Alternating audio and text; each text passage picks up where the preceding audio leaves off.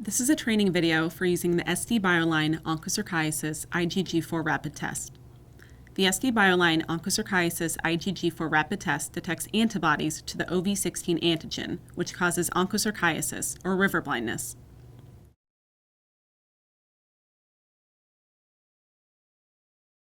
The kits can be kept at room temperature, between 1 to 40 degrees Celsius. In your kit, you will find the product insert for using the onchocerciasis test.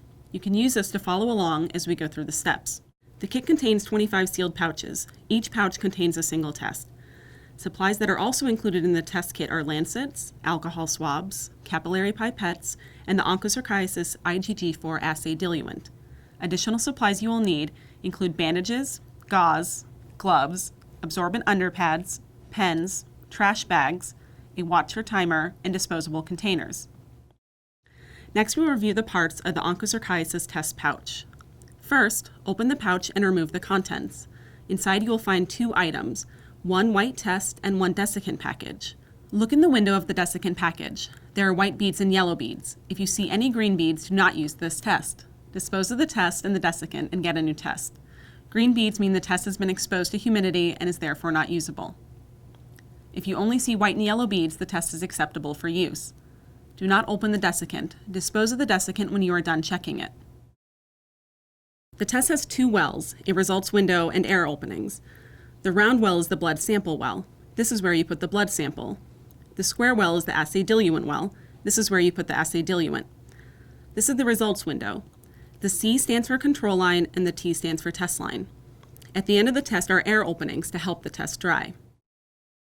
Now we will review running the BIOLINE Onchocerciasis IgG4 rapid test. It is important to set up and organize your workstation before the first blood sample is collected. A flat work surface is necessary when conducting the onchocerciasis test. The workstation should be fully covered with absorbent underpads. Now that your workstation is set up, we can begin. First, put on a new pair of gloves. Always wear a new pair of gloves for every patient. Look at the expiration date on the test pouch. If the expiration date has passed, dispose of this test and get another one. Never use an expired test. Next, open the test pouch and check the desiccant like we discussed earlier. Remember, green beads indicate that too much moisture has penetrated the packaging and you must dispose of this test and get a new test. Each test should be labeled with an appropriate unique patient identifier. You can write on the test using a pen. You can also put a sticker with a unique number, but be careful not to cover the air holes. Open an alcohol swab. Using the swab, rub the patient's fourth finger on the hand that they use the least for 10 seconds. Allow the finger to air dry. Do not blow on the finger or try to rub off the alcohol. Once the finger is dry, use the lancet to prick the finger. Dispose of the lancet in the sharps waste container.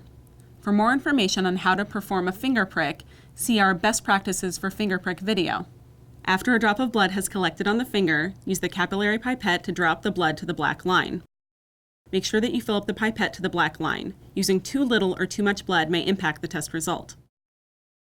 Watch the best practices blood sample collection video for a more in-depth review of how to collect the blood using the capillary pipettes provided in the SD test kit.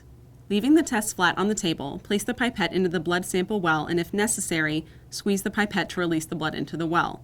Do not use force when putting the pipette into the blood sample well. The blood will absorb directly into the test strip. Dispose of the capillary pipette into the sharps waste container. Do not add blood directly from the finger to the test strip. Add 4 drops of assay diluent into the assay diluent well. Remember, the assay diluent well is the square well at the end of the test cassette. Hold the assay diluent bottle directly above the well to make sure the drops are the correct size. Only use the assay diluent provided in the test kit to run the test. Set the timer for 20 minutes and start the timer. Make sure the test is on a flat surface for the entire 20 minutes. A clock is often used as a timer. If you use a clock to time, it may help to record the starting and reading time when multiple tests are being conducted simultaneously. The test is currently running. After you added the sample, it was absorbed into the strip. The assay diluent that you added is pushing the sample towards the end of the strip. As the sample travels the strip, it comes in contact with the test line and control line. You must wait the entire 20 minutes before reading the test. Reading the test before 20 minutes may give you an incorrect result. Now that the test is finished running, you may pick up the test to look closer at the results window. The test should be read in good lighting. Only read the test between 20 minutes and 24 hours.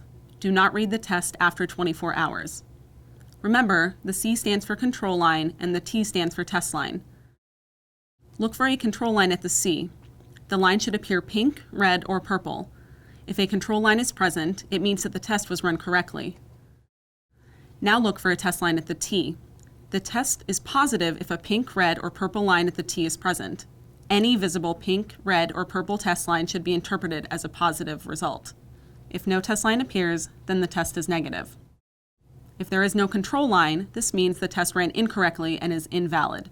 Dispose of the test in the biohazard waste and run a new test. If there is a test line but no control line, the test ran incorrectly and is invalid. Dispose of the test in biohazard waste. A new test should be run.